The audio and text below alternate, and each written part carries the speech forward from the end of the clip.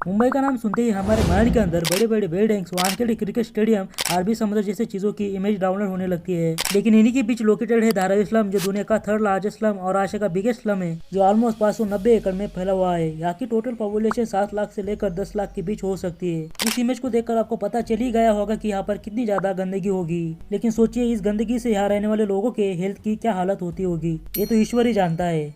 लेकिन इस गंदगी को बहुत जल्दी हटाया जाएगा, मतलब इस एरिया का रीडेवलपमेंट होने वाला है। धारावी को रीडेवलपमेंट करने का जिम्मा अडानी इंटरप्राइजेस ने उठाया है। News coming in from Maharashtra. Maharashtra has approved the Adani Group's bid for the redevelopment of Dharavi. Dharavi redevelopment project की बोली को अदानी ग्रुप ने जीत लिया है। इसके रीडेवलपमेंट के बारे में जानने से पहले हम इसकी हिस्ट्री के बारे में जान लेते हैं। इसके लिए हमें थोड़ा फ्लैशबैक में जाना होगा। 18वीं सेंचुरी में धारावी स्लम नहीं था, बल्कि एक आइलैंड हुआ करता था, जहाँ पर कोली समाज के लोग मछली पकड़ने का काम करते थे। लेकिन हुआ कि धीरे धीरे आइलैंड का पानी खत्म होते गया और एक समय ऐसा आया जब ये आइलैंड एक गांव में पलट गया। इस गांव को पहले कोलीवाड़ा के नाम से जाना जाता था, क्योंकि यहाँ पर कोली समुदाय के लोग रहा करते थे। 1882 में अंग्रेजों को लगा कि धारावी का एरिया वर्कर को देने के लिए अफोर्डेबल है। इसी मकसद के साथ उन्होंने इस एरिया को वर्कर को सौंप दिया और समय के साथ साथ इंडिया की हर जगह से यहाँ पर लोग आकर रहने लगे और ये छोटा स्लम एक बड़े स्लम में बदल गया। यहाँ पर 1 किलोमीटर एरिया के अंदर 3 लाख से 4 लाख लोग रहते हैं और 100 स्क्वायर फीट रूम के अंदर 8 से 10 लोग रहते हैं। इसी वजह से आपने कोरोना के समय पर नोटिस किया होगा कि यहाँ पर बहुत तेजी से कोरोना पेशेंट मिल रहे थे।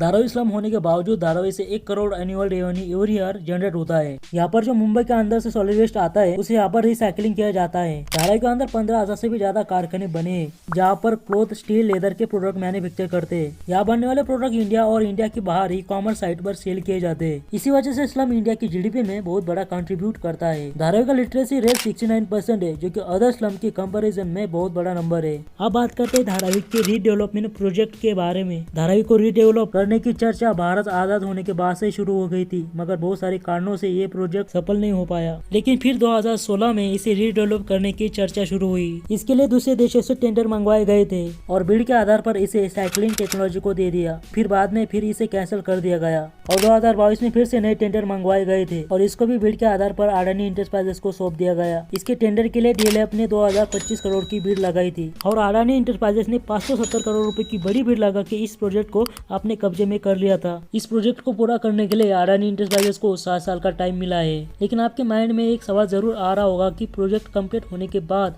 धारावी के लोग कहाँ जाएंगे। देखो, जो लोग 1 जनवरी 2000 के पहले से वहाँ पर रह रहे हैं उनको फ्री में घर मिल जाएंगे और जो 1 जनवरी के बाद वहाँ पर रहने आए हैं उनको पैसे देने होंगे। वैसे आप अगर जानना चाहते हैं कि श्रीलंका को इंडिया के मैप में क्यों दिखाया जाता है, उसके लिए आप ये वीडियो देख सकते हैं। और अगला वीडियो आप किस टॉपिक पर चाहते हैं उसके लिए आप कमेंट बॉक्स में कमेंट जरूर करिए।